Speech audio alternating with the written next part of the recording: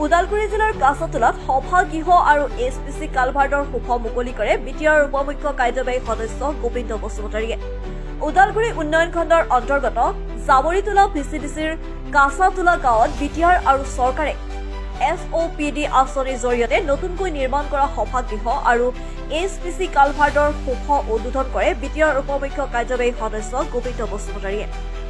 আঁচনি মুকলি কৰি ৰাইজৰ উদ্দেশ্যে কয় যে বিটিআৰ শান্তি ঘূৰি অহাৰ কাৰণে আপোনালোকৰ ৰাস্তা ঘাট দলং সভাগৃহ কালভাৰ্ট আদি ক্ষীপ্ৰতাৰভাৱে নিৰ্মাণৰ কাম চলি আছে।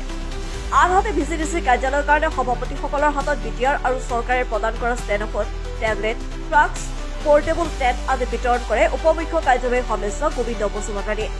আজিৰ মুকলি কাৰ্যসূচীত উপস্থিত থাকে ওদালগুৰি উন্নয়ন খণ্ডৰ খণ্ড বিষয়া চানচুমা বসুমতাৰী, UPPL দলৰ ওদালগুৰি ব্লক সমিতি, প্ৰাইমাৰী সমিতি আৰু ভিচিডিচিৰ সভাপতিৰ লগতে বহু UPPL দলৰ নেতা কৰ্মী উপস্থিত থাকে। বাছপাতৰ পৰা জ্যোতিৰ্নাথৰ ৰিপৰ্ট TNL নিউজ।